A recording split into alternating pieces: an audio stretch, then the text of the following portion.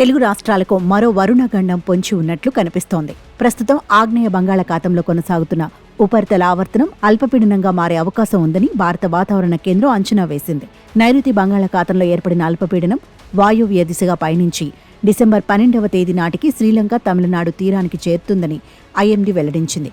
దీని ప్రభావంతో ఆంధ్రప్రదేశ్, తెలంగాణతో పాటు తమిళనాడులోని 2-3 రోజుల పాటు వర్షాలు కురిసే అవకాశం ఉందని తెలిపింది. తెలంగాణలోని పలు జిల్లాల్లో వాతావరణం మేఘావృతమై ఉంటుందని, కొన్ని ప్రాంతాల్లో మోస్తరు వర్షం కురుస్తుందని పేర్కొంది. మరికొన్ని చోట్ల డిసెంబర్ 11 వరకు ఉరుములు, మెరుపులతో కూడిన భారీ వర్షాలు కురిసే అవకాశం ఉందని వాతావరణ కేంద్రం వెల్లడించింది.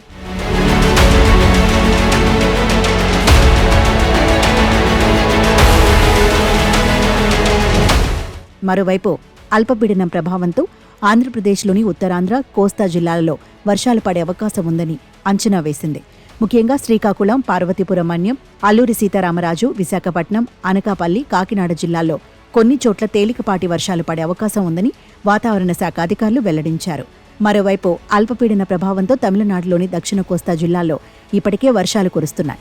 చెన్నై సహా దాని శివారు ప్రాంతాల్లో ఉరుములు, మెరుపులతో తేలికపాటి నుంచి మోస్తారు వర్షాలు కురుస్తున్నాయి. ఈ వాతావరణ మార్పుల కారణంగా ఈ నెల 12, 13 తేదీల్లోనూ తమిళనాడులోని దక్షిణ కోస్తా జిల్లాల్లో వర్షాలు కురిసే అవకాశం ఉందని ఐఎండీ అంచనా వేసింది. అల్పపీడన ప్రభావంతో తీరం వెంబడి బలమైన గాలులు వీస్తాయని, సముద్రం అల్లకల్లోలంగా ఉంటుందని హెచ్చరించింది. మత్స్యకారులు సముద్రంలోకి వెళ్లవద్దని అధికారులు సూచించారు. తీర ప్రాంత ప్రజలు అప్రమత్తంగా ఉండాలని అధికారులు హెచ్చరించారు. మరోవైపు అల్పపీడనం మరింత బలపడుతూ వాయుగుండంగా మారే అవకాశం ఉందని నిపుణులు అంటున్నారు. ఇది వాయుగుండంగా మారిన తర్వాత దాని తీవ్రతపై మరింత స్పష్టత లభిస్తుందని చెబుతున్నారు.